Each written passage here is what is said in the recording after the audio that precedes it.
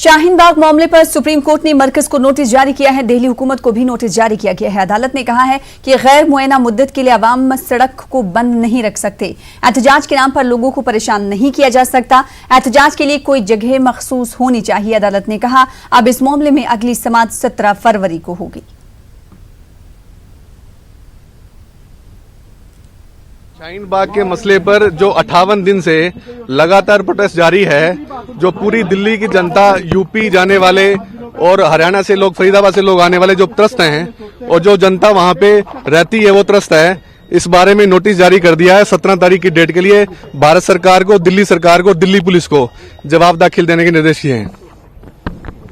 इसके अलावा sir court की टिप्पणी क्या थी? कोर्ट ने इसमें कहा है कि क्या ऐसी रोड को पब्लिक ब्लॉक कर सकती है जो सार्वजनिक जगह है, और प्रोटेस्ट जो भी होते हैं, प्रोटेस्ट तो बिना परमिशन के पार्क में भी नहीं हो सकते। ये तो रास्ता सिर्फ ब्लॉकेज करने का मामला है, तो इसको काफी गंभीरता से लेते हुए 17 तारीख को कोर्ट ने निर्धारित की है। शिफ्ट करने की बात भी कही है कि अगर देखिए, अभी कोई शिफ्ट करने की बात नहीं कही न्यायालय ने। 17 तारीख को जो सुनवाई होगी और उसके बाद जो तय होगा कि क्या किस प्रकार से कोर्ट निर्णय लेती है। उधर शाहीन बाग में मासूम बच्चे की मौत के मामले में आज सुप्रीम कोर्ट में सुनवाई हुई। कोर्ट ने मरकज और दिल्ली हुकूमत को मामले में नोटिस जारी किया है। आपको बता दें कि शाहीन बाग में खवातीन के एहतजाज के दौरान एक बच्चे का इंतकाल हो गया था। दरअसल गुज़िश्ता दिनों इस मामले पर बाल शक्ति इनाम याफ्ता गुणरत्न सदावर्ती ने chief justice S A Bobde को खत लिखकर इस मसले पर तवज्जो देने की दरखास्त की थी। अपने खत में सदावर्ती ने CJI से गुजारिश की थी कि वो बच्चों को एहतजाज से दूर रखने के लिए हिदायत जारी करें।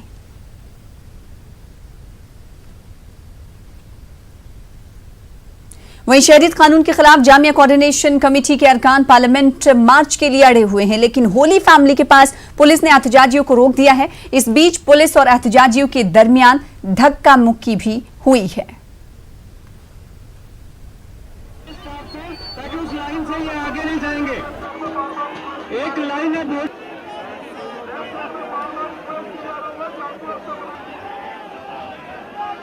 अभी जामिया से स्टूडेंट्स जो है प्रोटेस्ट कर रहे हैं, जामिया कोऑर्डिनेशन कमेटी का क्या डिप्लॉयमेंट है, क्या बातचीत हुई, क्या कहना चाहिए? आप देखेंगे कि यहाँ बैरिकेड्स पे sufficient number of female force है, मेल फोर्स भी है, और हमारी पूरी तैयारी है। अनाउंसमेंट कर रहे हैं, लोगों से बातचीत करने की कोशिश कर रहे हैं। हमने जो यहाँ के लोकल रेजिडेंट हैं, लोकल रिस्पेक्टेबल हैं, उनसे बात की है, इमाम से बात की है, स्टूडेंट्स के जो लीडर्स हैं उनसे भी बात की है, और ये सब लोग जो है वो पीसफुल रहेंगे। सर कितने पुलिस डिप्लॉयमेंट है यहाँ पे अभी? यहाँ करीबन आप देखेंगे कि 6 कंपनी जो है वो आउटसाइड फोर्स इस बैरिकेड पे लगी हुई है, और लोकल जो साउथ ईस्ट डिस्ट्रिक्ट का स्टाफ है वो भी यहाँ पे तैनात है। यहाँ पे और क्या आंसू गैस के है और चैनल वगैरह की इस्तेमाल? देखिए, हमारी पूरी तैयारी है, बाकी यहाँ पीसफुल रहेंगे। सब लोगों से बात हुई है। इनको परमिशन दिया गया आगे जांच? इन्होंने कोई परमिशन अप्लाई नहीं करा था और इनको परमिशन नहीं है संसद तक जाने की, तो इनको यहीं लिहाजा रोका जाए। जी देखिए, हम लोग होली फैमिली हॉस्पिटल के सामने अभी खड़े हुए हैं। हमारे साथ में हमारे चीफ प्रॉक्टर, हमारे प्रोफेसर मुशाहिद साहब, शाहिद साहब, प्रोवोस्ट हैं, और सिक्योरिटी एडवाइज़र, तमाम लोग सब खड़े हुए हैं। बहुत देर से हम लोग यही कोशिश कर रहे हैं, क्योंकि इसमें स्टूडेंट्स के साथ साथ कम्युनिटी के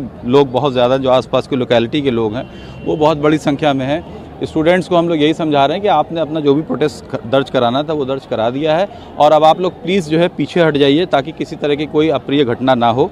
हमने काफ़ी रिक्वेस्ट करी है, काफ़ी बच्चे मान भी गए हैं, लेकिन अभी कुछ लोग जो, क्योंकि ये एक ऐसा एक क्राउड है, इसके अंदर जो है कौन क्या है, किसका क्या इंटेंशन है, हमको नहीं पता। हमारा इंटरेस्ट ये है कि हमारे बच्चों को कुछ ना हो, हमारे जो स्टूडेंट्स हैं वो उनके साथ कोई घटना ना हो, तो इसीलिए हम उनसे बार बार अपील कर रहे हैं। और आज अभी काफ़ी बच्चे मान गए, कुछ बच्चे जो हैं उसमें और शामिल होंगे, लेकिन लोकेलिटी के लोग काफ़ी संख्या में इसमें हैं। होपफुली जो है मान जाएंगे, फिर से इनको भी हम लोग समझा रहे हैं।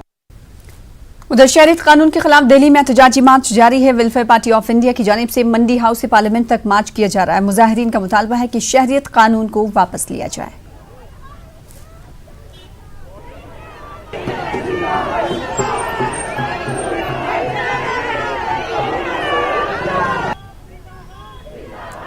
तो शहरियत कानून के खिलाफ दिल्ली में एहतजाजी मार्च जारी है। मुख्तलिफ तंजीमों की तरफ से एहतजाजी मार्च निकाला जा रहा है। इस वक्त जो तस्वीरें आप देख रहे हैं, वेलफेयर पार्टी ऑफ इंडिया का यह एहतजाजी मार्च है, जो कि मंडी हाउस से पार्लियामेंट तक किया जा रहा है। मुजाहिरीन का मुतालबा है कि शहरियत कानून वापस लिया जाए।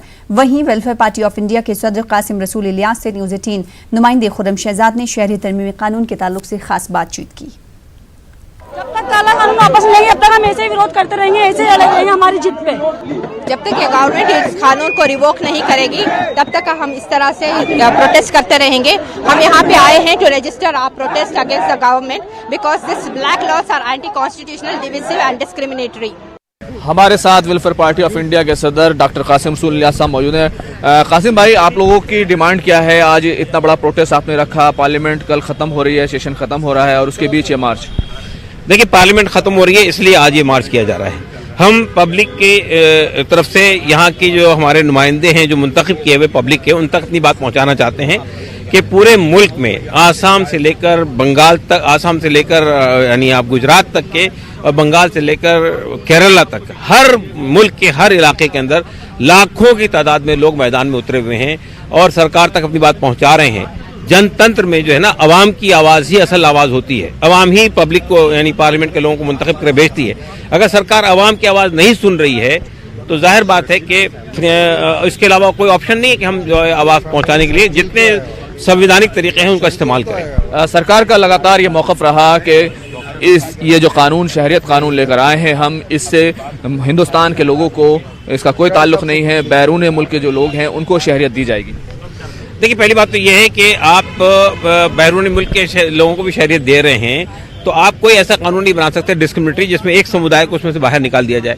बैरून मुल्क में सिर्फ बांग्लादेश, पाकिस्तान और अफगानिस्तान नहीं आते हैं, श्रीलंका भी आता है, म्यांमार भी आता है। उनके लोगों को आप क्यों नहीं इंक्लूड कर रहे हैं? दूसरी बात यह है कि एनआरसी को और एनपीआर को जब आप सीए के साथ जोड़ के देखते हैं, जैसा कि अमित शाह जी ने बंगाल के अंदर कई बार ये बात कही है कि पहले हम सीए लाएंगे उसके बाद एनआरसी लागू करेंगे, तो बस स्पष्ट तरीका है कि आप सीए से लोगों को निकालेंगे, कुछ लोगों को वापस लेंगे, कुछ लोगों को डिटेंशन सेंटर भेजेंगे। सरकार ने अभी जवाब दिया तहरीरी तौर पर पार्लियामेंट में कि अभी एनआरसी पर कोई फैसला नहीं लिया गया है, फिर भी आप लोग जो है पूरे मुल्क में 2 महीने से लगातार अलग अलग मुखालफत कर रहे हैं। देखिए, पहली बात तो ये है कि सरकार को ये समझना चाहिए कि लोगों के पास भी अकल है।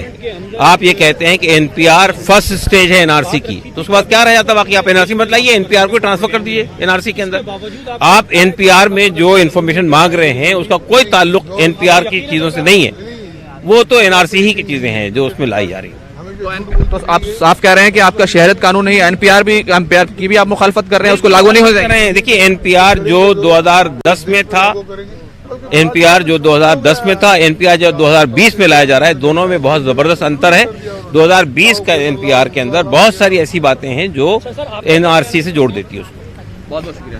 तो ये डॉक्टर कासिम रसूल इलियास जो कह रहे हैं कि एनआरसी नहीं बल्कि एनपीआर भी एनआरसी है और अब ये मुद्दा कहना चाहिए और भी ज़्यादा उलझ कर रह गया है। ये लोग कह रहे हैं कि सरकार को जनता की आवाज़, आवाम की आवाज़ सुननी चाहिए और इसको वापस लेना चाहिए। कैमरामैन गौरव सक्सेना के साथ खुर्रम शहजाद, न्यूज़ 18 उर्दू, दिल्ली। मारूफ शाह मुनव्वर राना की साहबजादी सुमैया राना के जरिए गुज़िश्ता दिन एमयू में तलबा के धरने पर दिए गए बयान पर तनाज़ा खड़ा हो गया है। सुमैया राना ने मुल्क के हालात के पेश नज़र कहा था कि अब मुल्क के हालात ऐसे हो गए हैं कि घुटन महसूस हो रही है। इनके बयान पर अलीगढ़ से मेंबर पार्लियामेंट सतीश कुमार गौतम, जो कि बीजेपी से रुकने पार्लियामेंट हैं, उन्होंने कहा कि अगर हिंदुस्तान में घुटन महसूस हो रही है तो पाकिस्तान के सभी रास्ते खुले हैं, वहां जाकर रहें। इन्होंने मजीद कहा कि हिंदुस्तान में जितनी आज़ादी है उतनी कहीं नहीं, पाकिस्तान जाकर देखें कितनी आज़ादी है।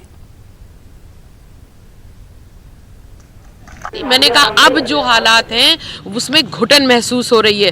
क्यों घुटन क्यों नहीं महसूस होगी? हर वक्त पोलराइजेशन की मंसूबे तैयार किए जाते हैं, हर वक्त हिंदू मुस्लिम किया जाता है। ये प्रोटेस्ट जिसमें सीए, एनआरसी और एनपीआर की बात हो रही है उसमें हर तबके की, हर समुदाय की, हर एज ग्रुप की महिलाएं बैठी हुई हैं, उसमें दलित भी हैं, उसमें अपर कास्ट, लोअर कास्ट और सिख हैं हमारी, और क्रिश्चियंस लोग हैं और मुसलमान हैं। फिर भी इसको सरकार बार बार कहती है कि मुसलमानों का शगुफा है, मुसलमानों को ऑर्गेनाइज करके दिया गया है, पीएफआई फंडिंग कर रही है। ये सब क्या है? तो इसमें सांस लेने में वाकई घुटन होने लगी है। ये देश वो देश नहीं रह गया है जिस वक्त हम ये सोचते थे कि यहाँ पर सब मिल करके रह रहे हैं। हालांकि इस वक्त बड़ी समझदारी से काम लिया गया। हमारे भाई, हमारे गैर मुसलमान भाई बहनों ने हम लोगों का पूरा कदम ब कदम साथ दिया है और इंशाल्लाह इस तहरीक में जो हम लोग निकले हैं, इस काले कानून से मुक्ति के लिए जो इन्होंने हिंदुस्तान की आवाम पर थोपा है, उससे जरूर निजात मिलेगी। पाकिस्तान के लिए जाने के लिए रास्ता बहुत है, जा सकते, रास्ता तो खुले हुए हैं, ओपन रास्ता है भाई।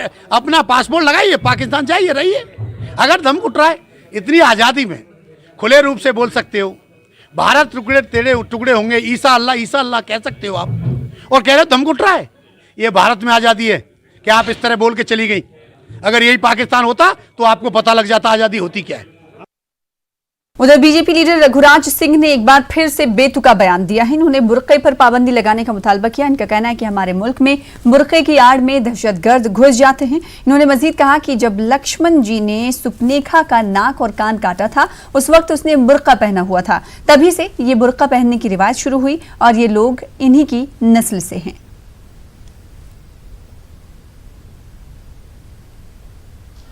आपको भी कहूंगा देश की सरकार से, क्योंकि बुरखा पे प्रतिबंध लगाना चाहिए, क्योंकि बुरखा के बेस में आतंकवादी घुस जाते हैं हमारे देश में, इसलिए बुरखा पे भी प्रतिबंध लगना चाहिए।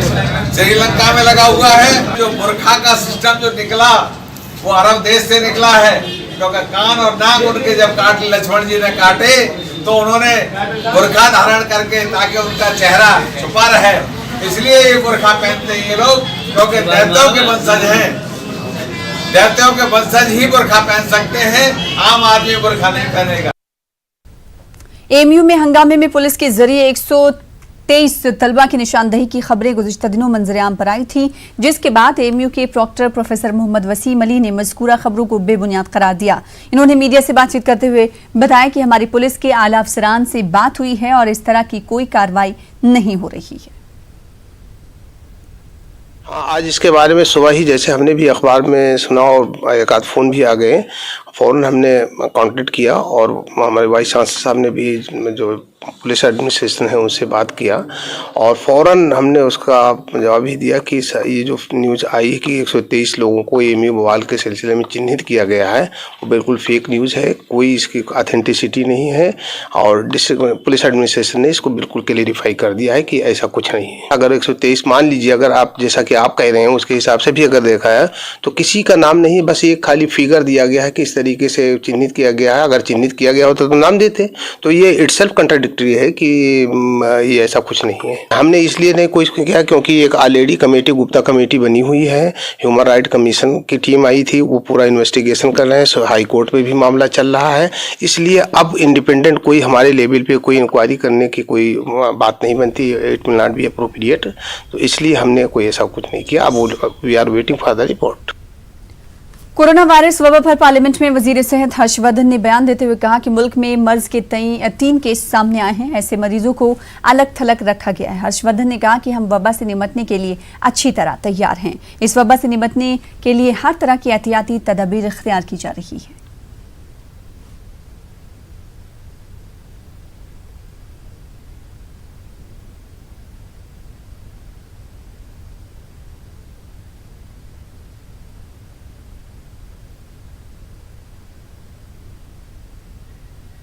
साथ नियंत्रण कक्ष कार्य कर रहा है, जिसका नंबर 01123978046 है।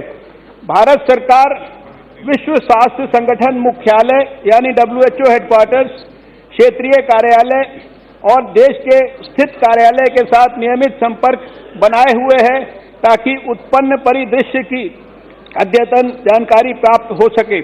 भारत सरकार ने नोवल कोरोना वायरस रोग से उत्पन्न चुनौती का सामना करने के लिए अन्य देशों को भी सहायता उपलब्ध कराई है। दिल्ली में एक कॉलेज की तालिबात के साथ जिनसी छेड़छाड़ का मामला तूल पकड़ता जा रहा है। अब दिल्ली पुलिस सीसीटीवी फुटेज की जांच कर रही है। दिल्ली खवातीन कमीशन की चीफ स्वाति मालीवाल ने तालिबात से मुलाकात की। इस मामले में लोकसभा में मरकजी वजीर फरोग इंसानी वसाइल का बयान भी आया। इन्होंने कहा कि कुछ बाहरी लोग कॉलेज में घुस गए थे। कॉलेज इंतजामिया से पूरे मामले को देखने के लिए कहा गया है।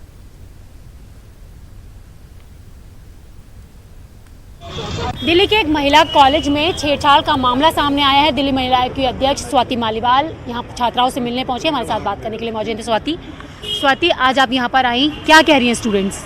लड़कियां प्रोटेस्ट कर रही हैं और मुझे लगता है बिल्कुल उनका प्रोटेस्ट बनता है, क्योंकि वो सारी चीख के बता रही हैं कि किस तरीके से 4 दिन पहले उनके साथ छेड़छाड़ हुई, मॉलेस्टेशन हुआ, उनको छुआ गया और इतने सारे आदमी जबरदस्ती कॉलेज के अंदर घुस गए। पुलिस वहाँ पे मौजूद थी, कॉलेज प्रशासन वहाँ पे मौजूद था और सब शांत थे। 4 दिन हो गए, अभी तक कोई FIR नहीं हुई, कोई अरेस्ट नहीं हुआ। दिल्ली महिला आयोग नोटिस इशू कर रहा है कॉलेज को भी और हम नोटिस इशू कर रहे हैं दिल्ली पुलिस को। हम जानना चाहते हैं अभी तक कोई अरेस्ट क्यों नहीं हुआ। दिल्ली पुलिस का स्टेटमेंट आता है कि हमें कोई फॉर्मल कंप्लेंट नहीं मिली है। अरे तुम्हारे जवान यहाँ पे प्रेजेंट थे, लड़कियां बता रही हैं कि जवान सामने थे और फिर भी उनके साथ ये हुआ और वो चिल्लाती रही, फिर भी किसी ने उनकी मदद नहीं करी।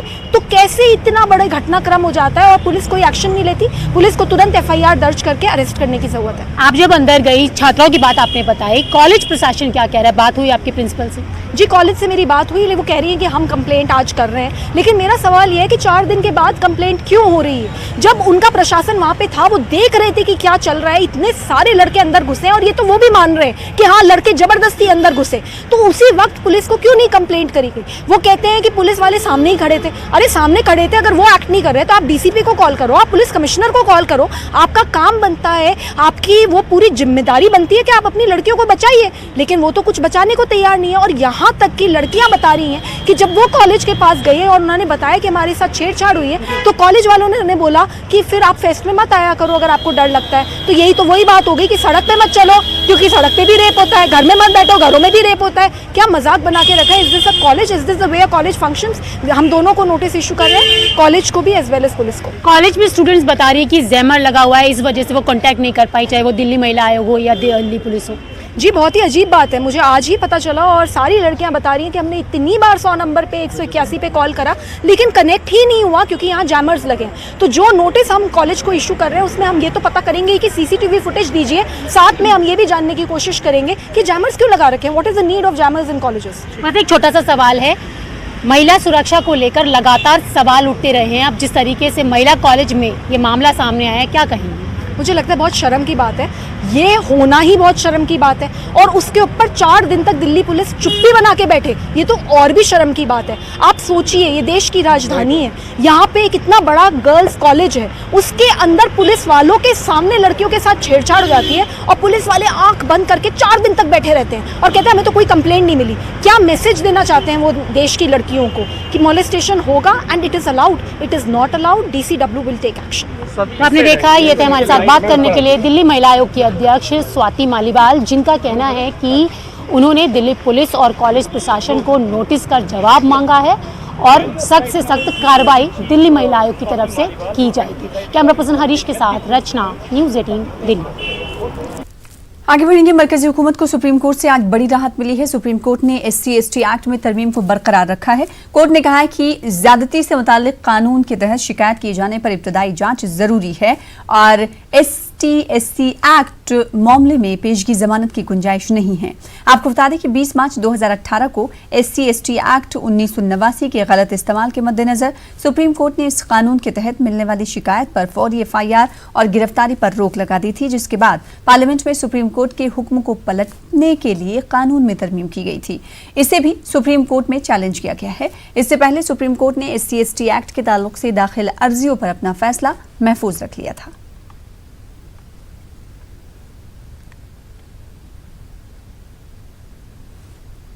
SC/ST एक्ट को लेकर सुप्रीम कोर्ट से केंद्र सरकार को एक बड़ी राहत। केंद्र सरकार ने फिलहाल 2018 के उस संशोधित कानून को हरी झंडी दे दी है। पृथ्वीराज हैं जिन्होंने सुप्रीम कोर्ट में इस पूरी याचिका को फिलहाल फाइल भी किया था और केंद्र सरकार के इस अमेंडमेंट को चुनौती दी थी। पृथ्वी, कैसे देखते हैं इस फैसले को? फिलहाल एक बड़ी राहत केंद्र सरकार को जरूर नहीं, केंद्र सरकार को राहत तो पता नहीं है, लेकिन सामान्य वर्ग को बहुत बड़ी राहत है।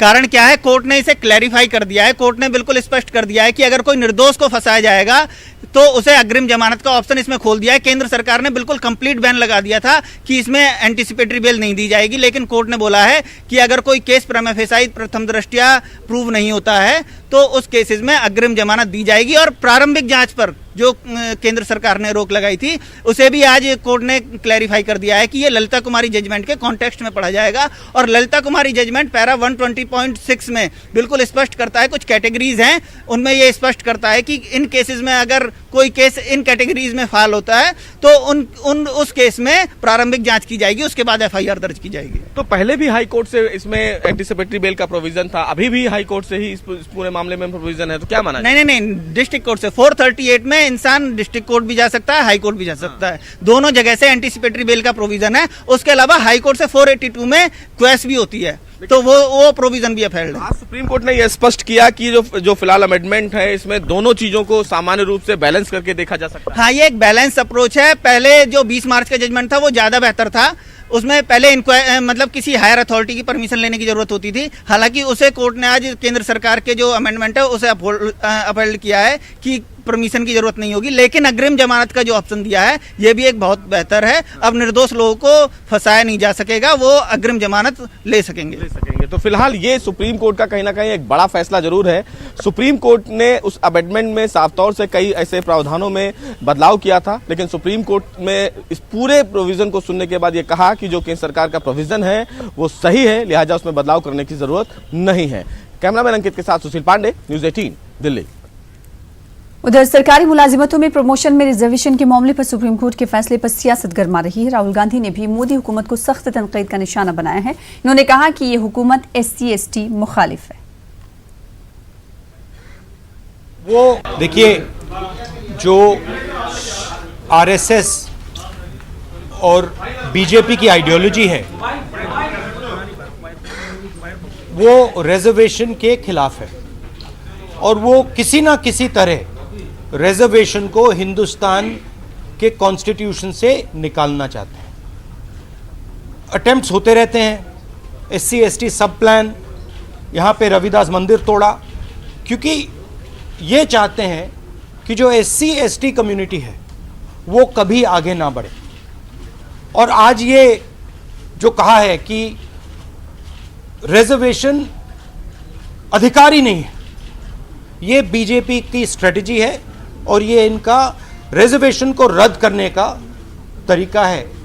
मैं सिर्फ कह रहा हूं कि बीजेपी और RSS के DNA में, उनके DNA में रिजर्वेशन जो है उनको चुभता है और वो किसी ना किसी तरीके से उसको खत्म करना चाहते हैं। और मैं यहां से कह रहा हूं, हिंदुस्तान की जनता को कह रहा हूं, और खास तौर से जो दलित, OBC, ST के लोग हैं उनसे कह रहा हूं कि रिजर्वेशन को हम कभी नहीं मिटने देंगे। चाहे मोदी जी सपना देखें, मोहन भागवत सपना देखें, हम उसको नहीं होने देंगे। प्रमोशन में रिजर्वेशन मामले पर सुप्रीम कोर्ट के फैसले की गूंज आज लोकसभा में भी सुनाई दी। मरकज में बरसर इख्तियार NDA में शामिल LJP ने सुप्रीम कोर्ट के फैसले पर अदम इत्मीनान का इजहार किया। लोकसभा में LJP के रुकने पार्लियामेंट चिराग पासवान ने मरकज के इस मामले में मुदाखलत करने की अपील की। मरकज से कहा कि वो इस मामले में मुदाखलत करे। इस मामले पर वजीर पार्लिमानी उमूर प्रहलाद जोशी ने कहा कि ये फैसला सुप्रीम कोर्ट का है, इससे मरकजी हुकूमत का कोई लेना देना नहीं है। पिछले जुमे को एक समाअत के दौरान सुप्रीम कोर्ट ने कहा था कि सरकारी मुलाजिमतों में प्रमोशन में रिजर्वेशन देने की हुकूमत पाबंद नहीं है।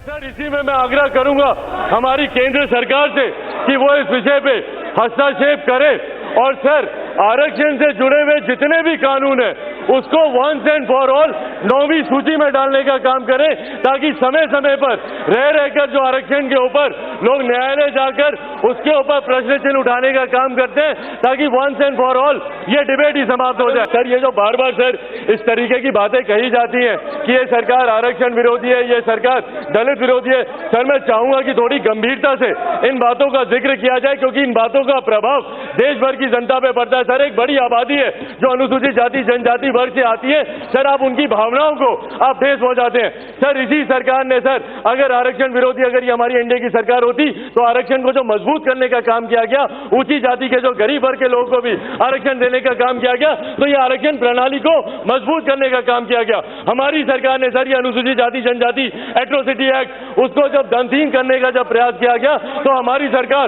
और लोक जनशक्ति पार्टी सबसे पहली पार्टी थी जिसमें हम लोगों ने पुनर्विचार याचिका डाली। सरकार ने हाउस का समय एक्सटेंड करके 2 दिन 3 दिन के भीतर उस कानून को लोकसभा और राज्यसभा से भी पास करवाया। तो सर हमारी सरकार पूरी तरीके से कटिबद्ध है आरक्षण को लेकर, और आरक्षण को समाप्त करना तो दूर की बात है, उसमें चर्चा की भी गुंजाइश नहीं हो सकती है। भारत सरकार का कुछ भी लेना देना उसमें नहीं है। और 2012 में इन्होंने निर्णय लिया था, उत्तराखंड सरकार 2012 में किसका सरकार था? उत्तराखंड में कांग्रेस का सरकार था, कांग्रेस ने निर्णय किया, उसके ऊपर हो गया। और इसके कारण अभी भारत सरकार को उनमें कटकटे कराने की कोशिश करना बिल्कुल ठीक नहीं है। आगे बढ़ेंगे। तेलुगु रियासतों में पसमानदा मुसलमानों को तालीम मुलाजमत में 4% रिजर्वेशन पर सुप्रीम कोर्ट की आईनी बेंच पर कल यानी 11 फरवरी को समाअत होनी है। 4 फरवरी को इस मामले पर समाअत 1 हफ्ते तक के लिए मुलतवी हो गई है। इस मामले पर पेश हमारे नुमाइंदे अनीसुर रहमान की खास रिपोर्ट और साबिक वजीर और कांग्रेस लीडर मोहम्मद अली शब्बीर से खास बातचीत। तेलंगाना और आंध्र प्रदेश में मुस्लिम रिजर्वेशन का केस सुप्रीम कोर्ट के 5 रुकनी बेंच पर फाइनल हियरिंग की पोजीशन में है। इस सिलसिले में मेरे साथ बात करने के लिए मौजूद हैं कांग्रेस के सीनियर लीडर मोहम्मद अली शब्बीर साहब। अभी जो केस 5 रुकनी बेंच पर आ चुका है, कहा जा रहा है कि फाइनल हियरिंग है, तो इसका क्या मतलब है? देखिए कि आपको थोड़ा सा पीछे जाना पड़ेगा तारीख की तरफ। आंध्र प्रदेश जब हुकूमत थी 2009 में, यहाँ की आंध्र प्रदेश हाई कोर्ट के 7 जजेस ने उसमें 3 हमारे फेवर में 4 अगेंस्ट, तो टोटल अगेंस्ट जजमेंट आया कि मुसलमानों को रिजर्वेशन नहीं देना चाहिए, रिजर्वेशन को ख़त्म कर देना चाहिए, क्योंकि ये डाटाबेस नहीं है और ये मज़हब की बुनियाद पे यहाँ हुकूमत कर रही है, इसको नहीं देना है। ये कलदम कर देने के बाद ये रिजर्वेशन जब से 6 साल ऑलरेडी चल रहा था, ये 5 साल से, इसके ऊपर हमने सुप्रीम कोर्ट में चैलेंज किया गवर्नमेंट ऑफ आंध्र प्रदेश। तो 2010 मार्च 25 को 3 जजेस के जो चीफ जस्टिस के बेंच पे justice K G. Balakrishna chief justice of India थे, उनके 2 जज के साथ 3 बेंच ने ये फैसला किया। ये 7 जजेस के ऊपर स्टे करते हुए कानून ये कहता है कि 7 जजेस अगर स्टेट में हो, उनके ऊपर फैसला देना है तो 5 जजेस कॉन्स्टिट्यूशन बेंच बैठना। वो कॉन्स्टिट्यूशन बेंच 2010 में बैठा था, लेकिन उसके अंदर कुछ टेक्निकल खामी थी, कैंसिल हो गया। फिर उसके बाद 2015 में बैठा, फिर उसमें भी कोई जज रिटायर्ड होने खलीफा साहब, तो वो कैंसिल हो गया। तो 10 साल के बाद अब फुल 5 जजेस बैठे हैं और पहली सुनाई हुई है कि ये सुनाई बिल्कुल फाइनली होती।